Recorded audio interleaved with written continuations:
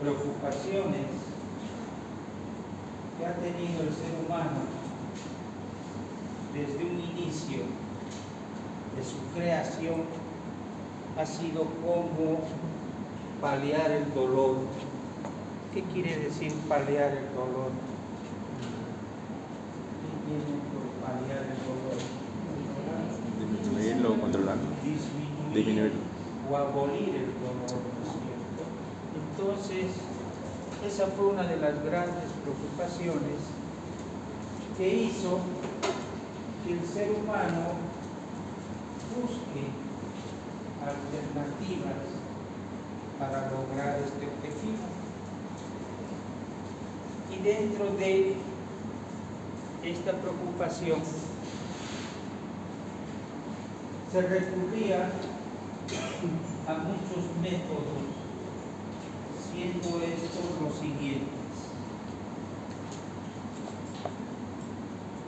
Muchos incursionaban, o algunos incursionaban, a aspectos netamente religiosos. Otros buscaban en sustancias o elementos naturales, y otros buscaban el manejo de ciertas drogas o sustancias. Ejemplo de los elementos o sustancias naturales. Tenemos, por ejemplo, todos los derivados del cannabis, que es hoy en día conocemos como la marihuana, la amapola, de donde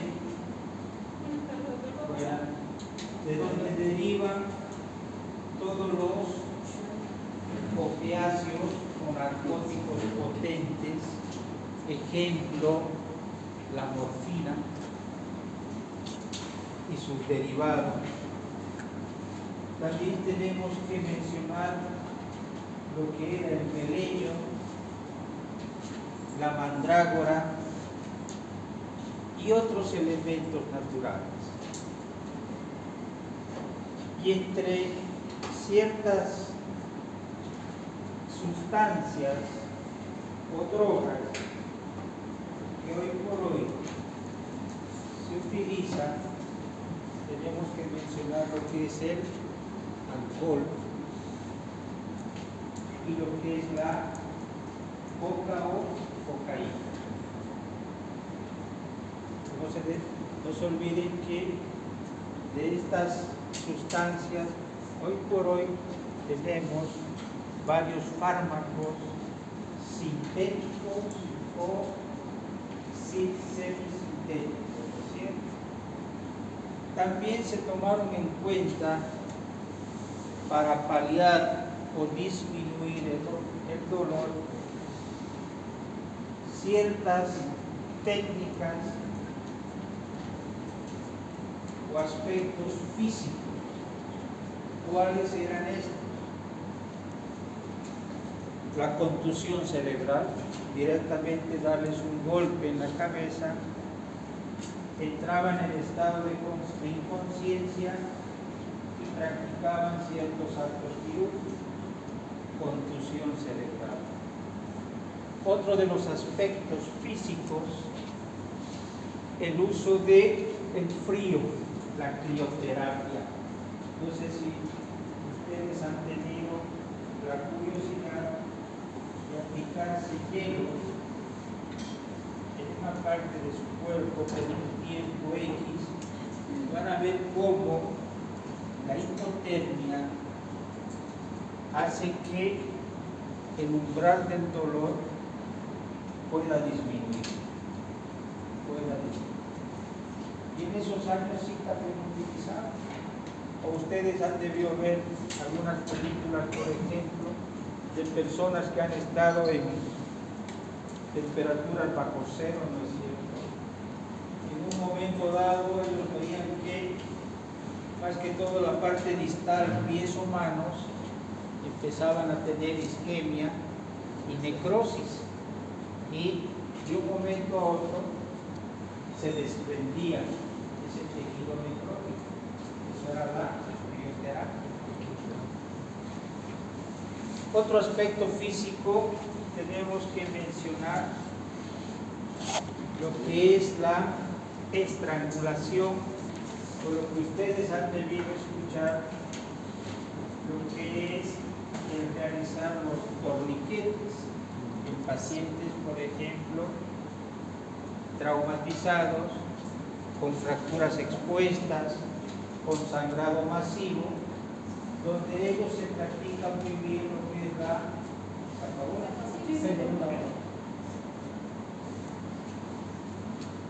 donde se hacía el torniquete, pues también se conoce con el nombre de estrangulación. Esos eran los aspectos físicos. O sea que buscaban de todo para lograr un objetivo. Posterior a todo lo mencionado, se empieza a investigar ya más que todo desde el punto de vista científico, cómo podríamos paliar o disminuir el dolor, o que nos permitan realizar ciertos actos quirúrgicos. Y de ahí es que se descubrió lo que hoy por hoy se sigue utilizando, como son los gases anestésicos, los anestésicos volátiles,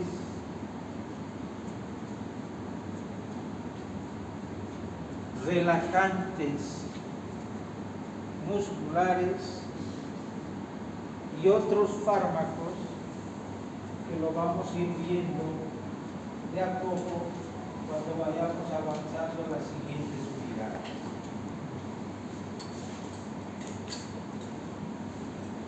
¿Qué saben ustedes? ¿Ustedes ya han llevado farmacología, no? Sí. ¿Sí? ¿Han llevado las características o la farmacodinamia? ¿Saben qué es farmacodinamia?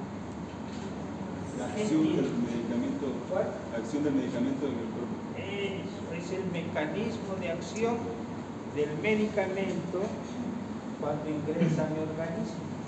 Eso es la farmacodinamia. ¿Y qué saben del alcohol? ¿Por qué ustedes creen que el alcohol se utilizaba para ciertos actos quirúrgicos?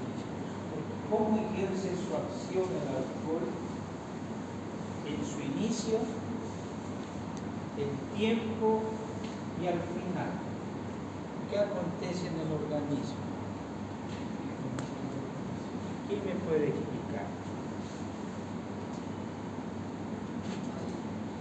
Levante la mano y, a ver, conversemos un poco.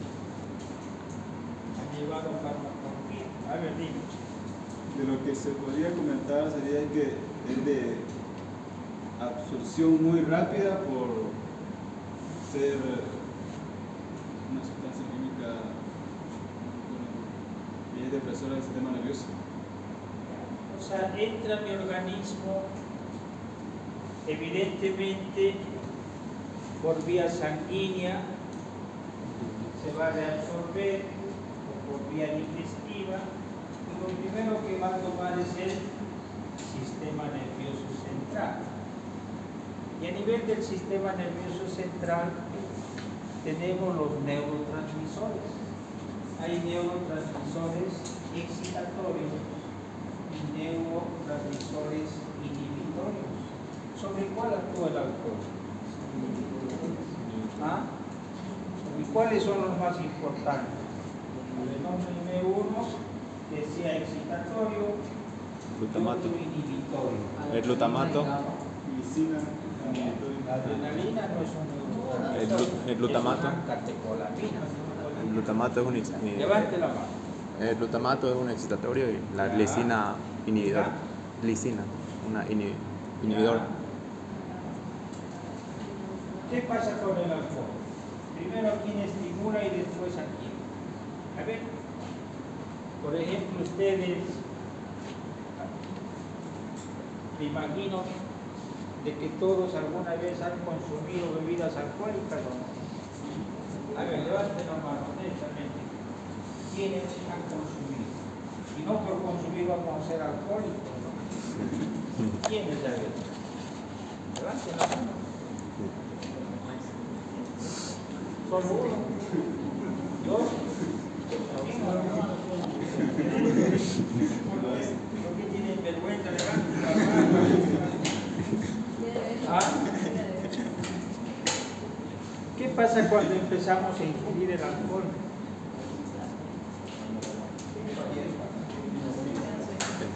Directamente te da sueño. Cuando ella le da sueño, puede ser. Estamos en una fiesta. Supongamos que estamos en una fiesta. ¿Ya? Nos ponen música bonita, nos traen la bebida de preferencia, a algunos les gustará la cerveza, otro pedirá vino, otro pedirá whisky. Bueno, y ya hay tantos tragos más. ¿Y ustedes han notado cuando empezamos a ingerir el alcohol? ¿Ah? ¿Cuál? Ya, pero eso te estimula la diuresis, pero cuando ya has tomado por un tiempo, pero a nivel del sistema nervioso central, mi cuerpo que eso, empiezo a, tal vez la palabra excitabilidad suena un poquito medio feo, pero más que excitabilidad, ya, ¿qué pasa con la conducta de la persona? El que está triste, ¿cómo se pone? Alegre, ¿no es cierto? Porque directamente ha ido y ha estimulado un neurotransmisor excitatorio. Se pone alegre, contento y se olvida que la enamorada lo dejó, o el enamorado dejó a la enamorada, ¿no es cierto? ¿Sí o no? ¿Es así o no? Y si ustedes han estudiado farmacología y han estudiado el alcohol, lo primero que va a ser desde que yo me voy a sentir contento, alegre, y la fiesta para mí va a ser única. Hasta la propaganda voy a querer bailar. ¿Es cierto? Sigo tomando y ¿qué va a acontecer con esa alegría, esa euforia? ¿Qué va a pasar? ¿Ah? Ya va a disminuir y ¿qué va a pasar? ¿Qué va a llamar ahí? Va a llorar. La euforia va a ir a una disforia. Ya me voy a poner triste nuevamente, me recuerdo que me abandonó, lo que sabemos, ¿no es cierto? Me pongo triste y sigo tomando. Ahí tal vez viene, como dice su compañero, la estimulación de la hormona antidiurética y voy a ir, bueno, a la diuresis. Pero, ¿qué va a pasar a nivel central? Me pongo triste y esa tristeza, ¿dónde me lleva? ¿Dónde me lleva? A llorar. ¿Dónde va a llegar? ¿A dormir? Antes de dormir. ¿A llorar? A llorar. Eso, A llorar. empezamos a llorar. ¿Sí o no? Al menos el sexo femenino, ¿sí o no? Puede que no, dice la compañera, está bien. Ya. Pero lo más común es que esa euforia se va a una depresión y esa depresión va al llanto y luego ¿qué pasa? La persona ¿qué pasa? En la mesa por lo general ¿qué hace?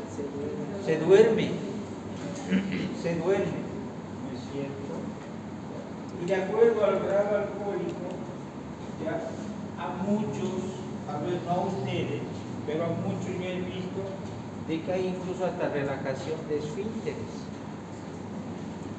Aparece con los pantalones mojados.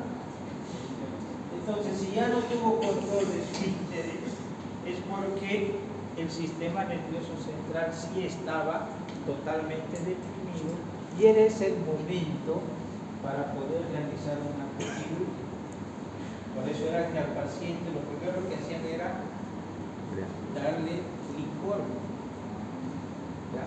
Hasta que el sistema nervioso central quede totalmente abolido por el alcohol. Y ahí realizaba el acto quirúrgico. Un ejemplo. Y así también con los otros elementos o sustancias naturales que hemos mencionado. Con la cocaína, por ejemplo, ahora de la cocaína, ¿cuáles serían los fármacos sintéticos derivados de la cocaína? Que está muy relacionado con la anestesiología. ¿Cuáles serían los fármacos? Los anestésicos locales. Todos los anestésicos locales derivan de la cocaína.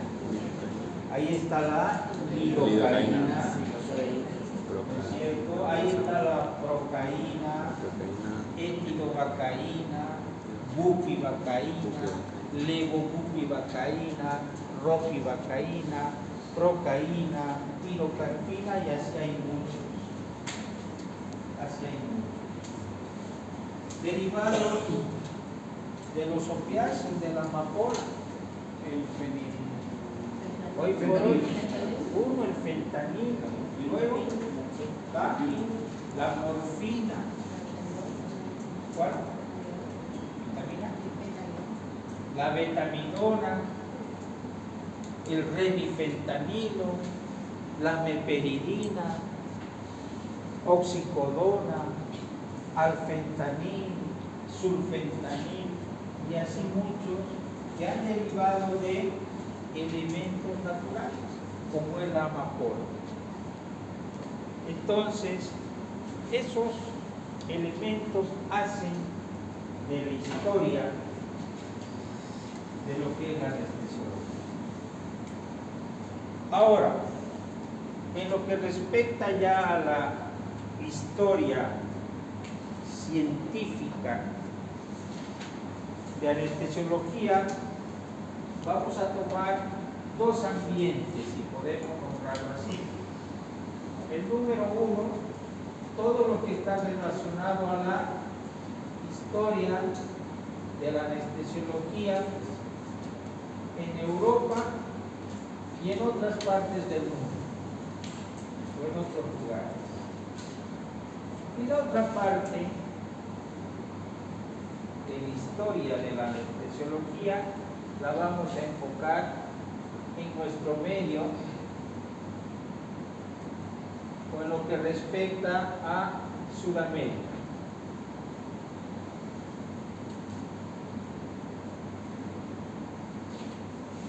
Hay muchos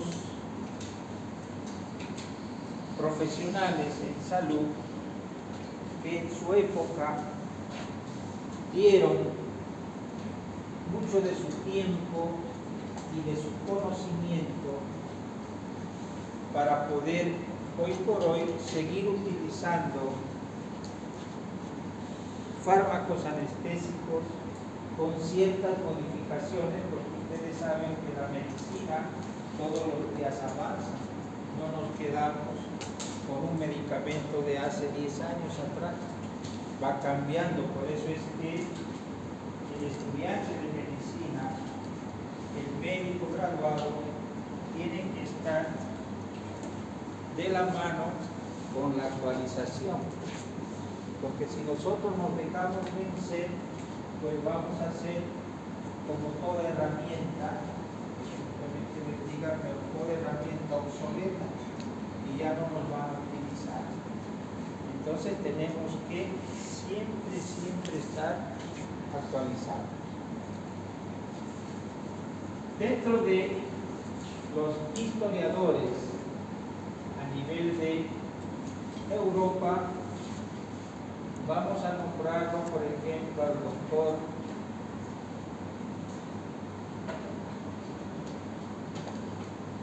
Sir Thomas Bedoes y al doctor Humphrey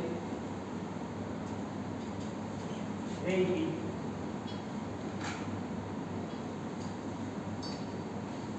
como grandes impulsores o investigadores en lo que era el CO2 y en lo que era el, que lo voy a escribir, el óxido nitroso. El óxido nitroso. ¿Qué saben del CO2? Han debido escuchar tal vez en qué materia, fisiología, de lo que es la parte de la fisiología respiratoria, ¿no es cierto? Está muy relacionado el CO2 a la parte ventilatoria. Eso lo han debido ya estudiar en lo que es la fisiología. Entonces, estos dos galenos estudiaron mucho los efectos, ventajas y desventajas de cada uno de estos gases, el CO2, que es el dióxido de carbono, y el óxido nitroso. Nos vamos a enfocar más al óxido nitroso por la materia, que es anestesiología. El óxido nitroso, como historia, fue el primer gas anestésico inventado, que también se lo conoce como que otro nombre.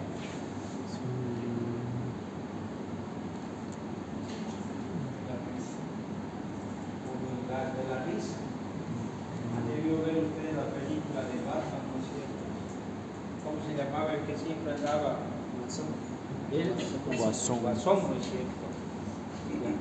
Que todo el tiempo andaba supuestamente sonriendo. Entonces, su nombre también, que se le llamaba el óxido nitroso, era el gas de la risa. ¿Esto por qué? Porque mientras uno empapaba alguna esponja o algo para que el paciente empiece a inhalar, el paciente, a medida que inhalaba este gas, empezaba a reír, y a medida que seguía inhalando, el cerebro se iba impregnando del gas, y así como el alcohol terminaba con el sistema nervioso central deprimido, y ahí era donde se podía ejecutar actos quirúrgicos sin dolor. ¿Dónde se lo practicaba más este gas de la risa? A un inicio, lo que la historia comenta. En Europa y en Estados Unidos lo practicaban en las plazuelas, en los parques, donde agarraban por lo general a las personas indigentes. Entonces en ellos practicaban, ¿ya? Y esas prácticas dieron lugar a que años después sí se podía utilizar el óxido nitroso como un gas anestésico. Es más, por ejemplo, yo hace 25 años, cuando me formé en la residencia, todavía tuve la oportunidad de utilizar el óxido nitroso, pero ya hoy por hoy no lo utilizamos. Por eso les digo de que todo, en la medicina todo avanza. A medida que avanza vamos dejando algunas cosas, pero agarramos otras cosas más actualizadas. Y como les digo, en mi formación yo no llegué a conocer cómo actuaba el óxido nitroso, pero después hoy por hoy ya no se lo utiliza. También tenemos que mencionar a otros galenos que experimentaron en ellos mismos el uso del óxido nitroso. ¿Quién sabe quién era? ¿Saben alguno de ustedes? ¿Alguien que está repitiendo conmigo la parte de anestesia? ¿Quién? Eso, el doctor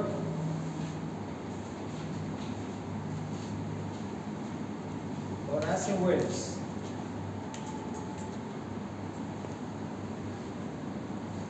El doctor Horace Wells, él mismo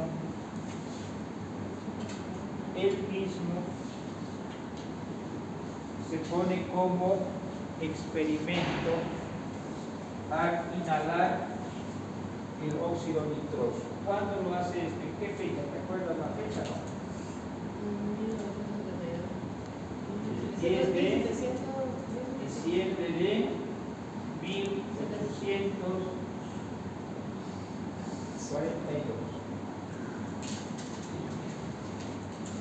Él mismo, su propio organismo y cuerpo experimenta los efectos del óxido nitroso. Y luego, un doctor o odontólogo, el doctor Rick,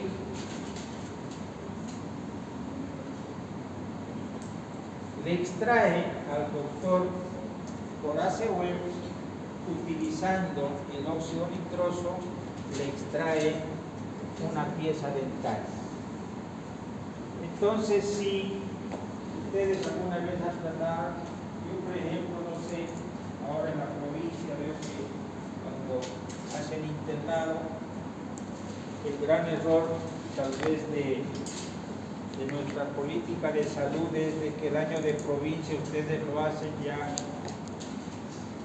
no en provincia, hay muchos que lo hacen sentados en la gobernación, hay otros que lo hacen en una posta aquí en la ciudad de Santa Cruz, donde realmente no practican y no le dan valor a lo que es el servicio rural obligatorio.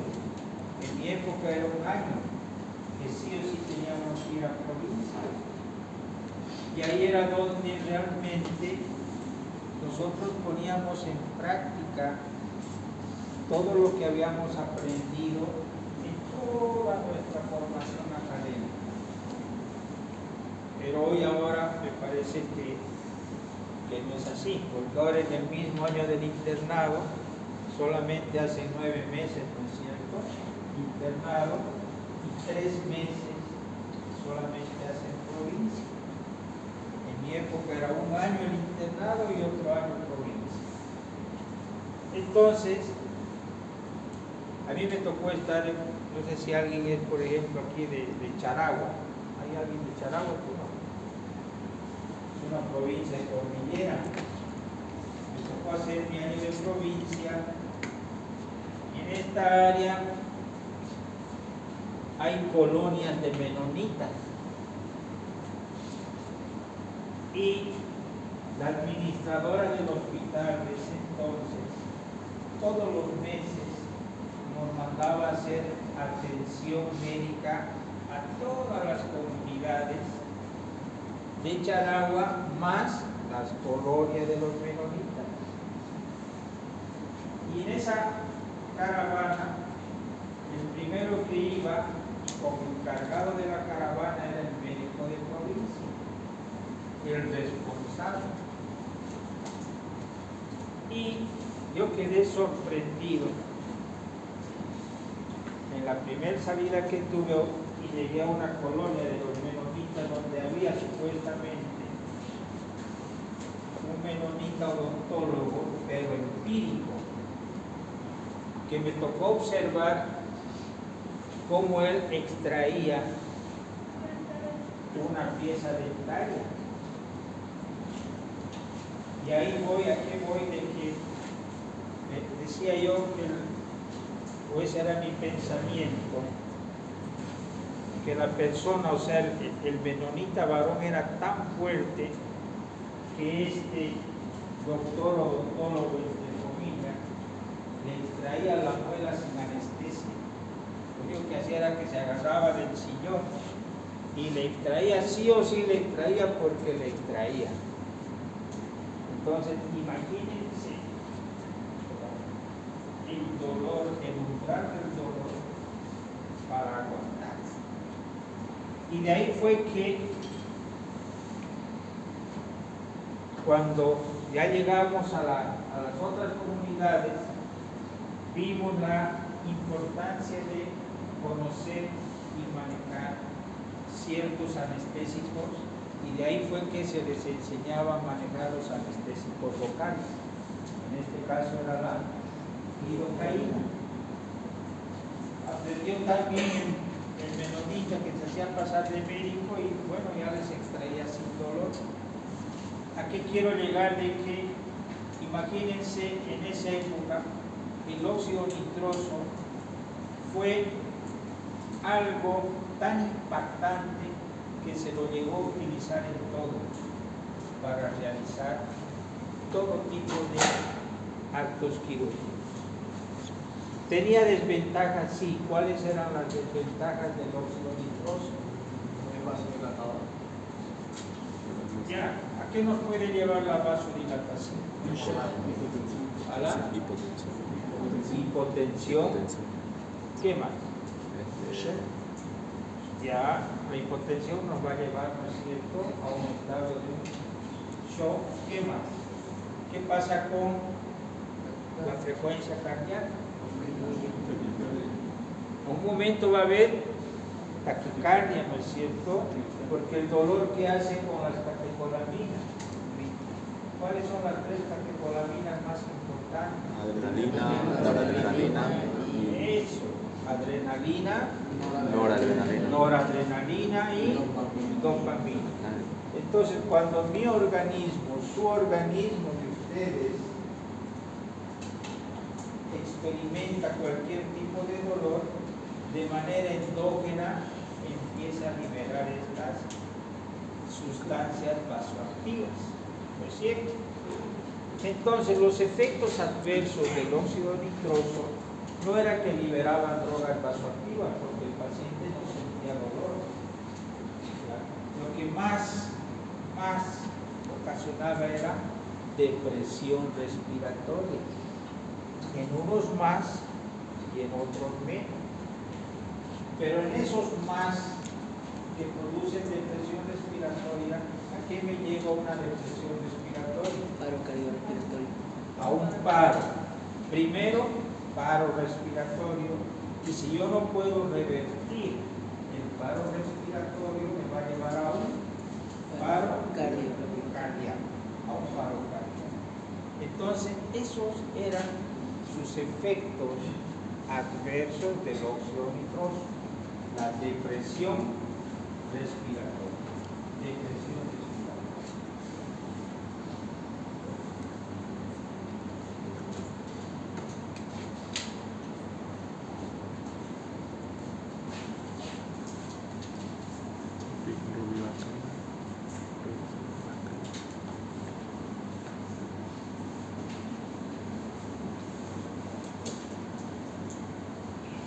Entonces, hasta aquí el óxido nitroso. Van a averiguar algo más del óxido nitroso.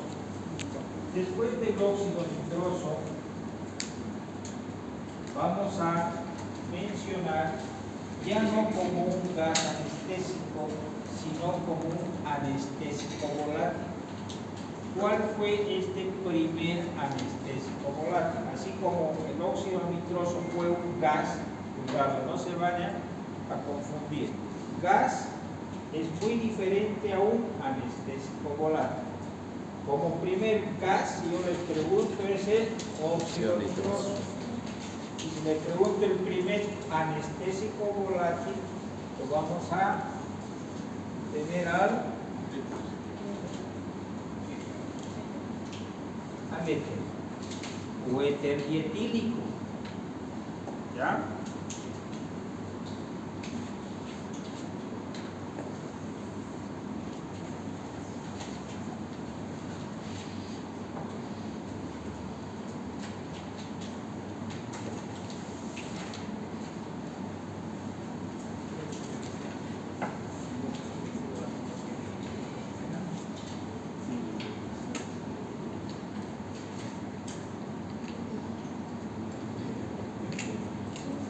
escribir bien los nombres para que ustedes también lo escriban bien y les voy a explicar cuál fue su investigación de cada uno de ellos en relación al bueno, tenemos al doctor Crawford,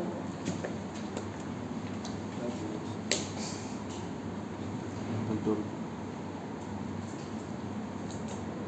Crawford.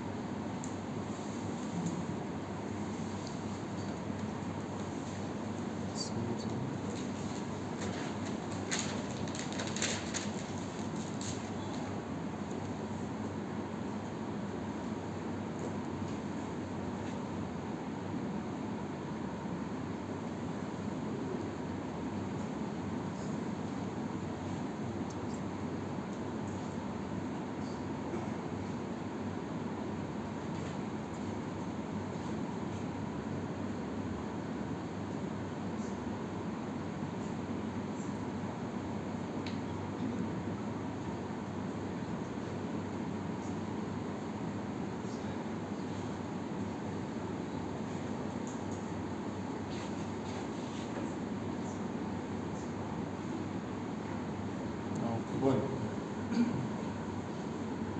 todos estos galenos médicos investigaron mucho y también utilizaron lo que fue el primer anestésico volátil, que era el éter. Por ejemplo, el doctor Crawford utilizó el éter con buenos resultados para extraer un tumor de cuello. Imagínense un acto quirúrgico alto a nivel de cuello. Eso es lo que refiere la historia. El doctor William Morton también fue uno de los grandes impulsores en el manejo del éter, que utilizó bastante en diferentes patologías quirúrgicas con buenos resultados. ¿Y cuáles eran los efectos adversos del éter? ¿O por qué también hoy por hoy el éter se lo ha dejado de utilizar? Yo también utilicé el éter en mi formación, pero ahora hoy por hoy no lo utilizamos, porque si bien fue en su momento un buen anestésico volátil, porque se lo administra también por vía inhalatoria, el paciente empieza a inhalar y a medida que inhala produce también depresión central, y si el paciente sigue inhalando, nosotros le seguimos dando esa depresión central, puede llegar a una depresión del bulbo raquídeo. Esta depresión del bulbo raquídeo puede llevar a una depresión de la parte respiratoria. Esta depresión de la parte respiratoria me va a llevar a un paro respiratorio y el paro respiratorio a un paro cardíaco. Entonces, si bien era un potente depresor central y de la parte ventilatoria, dentro de sus aspectos físicos del éter era altamente explosivo y altamente inflamable. Muchas veces el paciente y el equipo que estaba en quirófano se quemaban y el más afectado era el paciente. Por eso fue que este anestésico volátil se dejó de utilizar, porque era altamente inflamable y altamente explosivo. El éter. Oliver Holmes también fue un galeno que llegó a utilizar el éter, y él fue el que dio tal vez en su momento la primera definición de lo que era la anestesia inducida por el éter. Y él dijo que la anestesia inducida por el éter específicamente era la pérdida de la sensibilidad al dolor por la inducción del éter.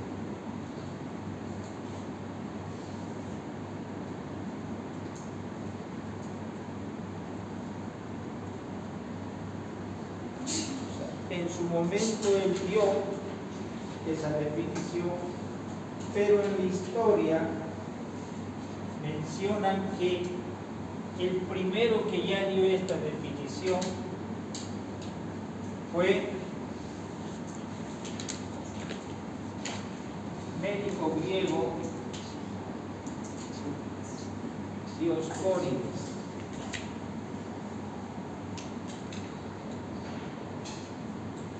A él se le atribuye de que evidentemente fue el que dio esa definición en su momento, un médico griego en el primer siglo, pero ya en el siglo XX o un poco antes del siglo XX se lo considera el doctor Oliver Holmes el que no modificó, sino que nuevamente acreditó la definición de este médico griego como era Dioscórides.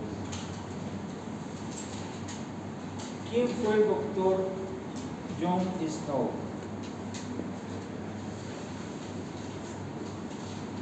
Médico inglés. Ya. Padre de la epidemiología moderna. Ya, ¿qué más?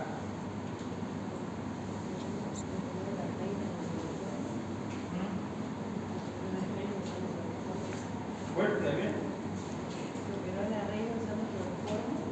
Ya, ¿qué más? Para empezar, médico, alguien dijo era un médico, salubrista, epidemiólogo, que llegó a ser también el primer médico en haberse recibido como anestesiólogo. Sí, fue el primer anestesiólogo en Europa en anestesiología. El doctor John Snow dio o hizo que la anestesiología haya avanzado muchísimo, porque también fue él el que escribió dos libros netamente relacionados en el manejo específicamente de dos anestésicos volátiles. ¿Cuáles eran estos dos libros? Uno que hablaba directamente todo lo del éter, y el otro libro todo lo relacionado con un segundo anestésico volátil como era el cloroformo. Era el cloroformo. Aparte de escribir estos dos libros, también fue uno de los inventores de los primeros vaporizadores que se utilizaban específicamente para el manejo de estos dos anestésicos volátiles, porque estos anestésicos volátiles sí se necesitaría de estos vaporizadores para que el paciente pueda inhalar y de esa manera pueda quedar anestesiado. O sea que fue el inventor de vaporizadores para el uso o el manejo de los anestésicos volátiles. Y también la historia menciona que el doctor John Snow en el año 1853 le administró cloroformo a la reina Victoria para su parto cesárea, para que nazca su hijo, cuyo nombre era el príncipe Leopoldo. Eso es lo que menciona la historia. Ese fue el doctor John Snow. El doctor James Simpson, médico obstetra de la Universidad de Edimburgo, fue también uno de los impulsores de lo que ya había empezado John Snow con el manejo del cloroformo. James y Simpson utilizó el cloroformo. La historia menciona que James Simpson, ginecólogo obstetra, practicó muchos partos cesáreas utilizando el cloroformo, y dentro de la historia menciona también que en un momento dado, de las tantas pacientes que operó, una llegó a fallecer por el cloroformo. Y esa una hizo que él dejara la práctica de la medicina.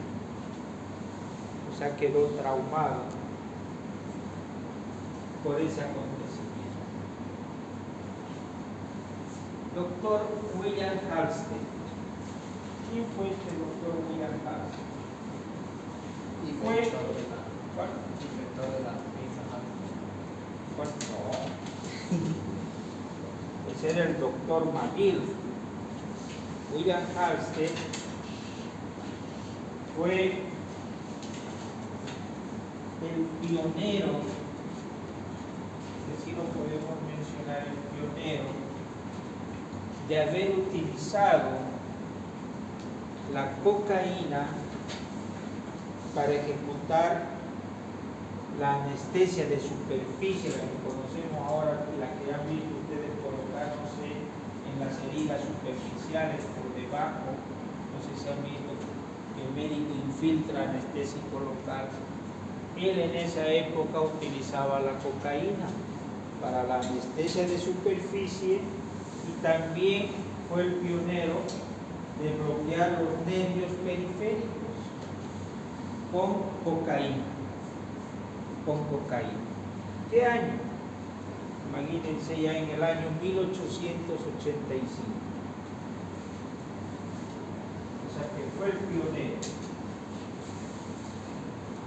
Leonard Corning, pionero de lo que hoy por hoy sí se practica en lo que es la anestesia conductivo regional.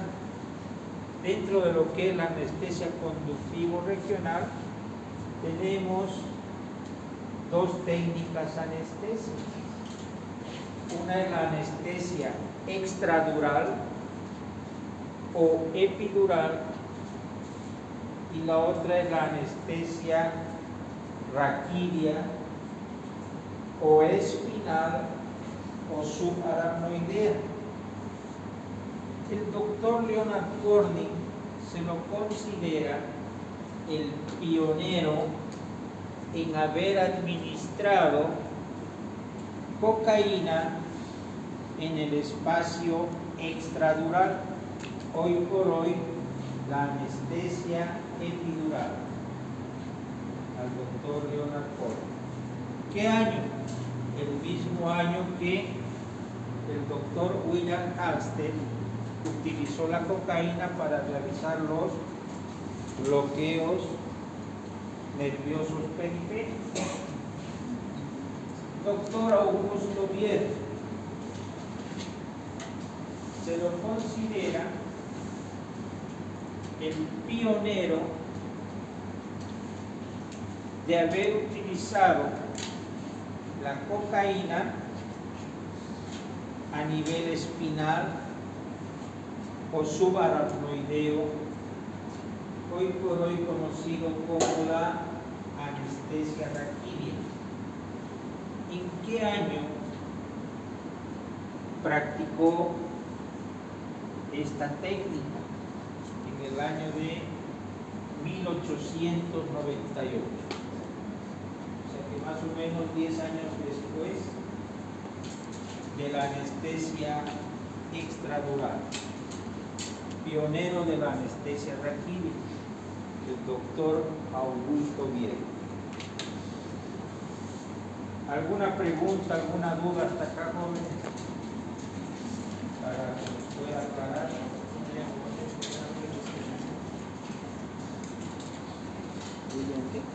¿Está todo claro? Dime. ¿Cuál? Ya, el doctor Leonard Corning, con Leonardo traducido, es el pionero de haber administrado cocaína a través de las apófisis espinosas en el espacio extradural, hoy por hoy anestesia epidural.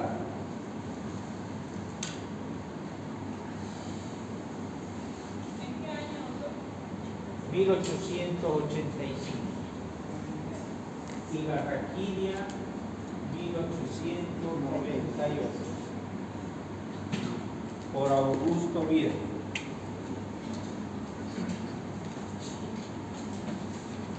¿Qué otra pregunta? ¿Alguna duda?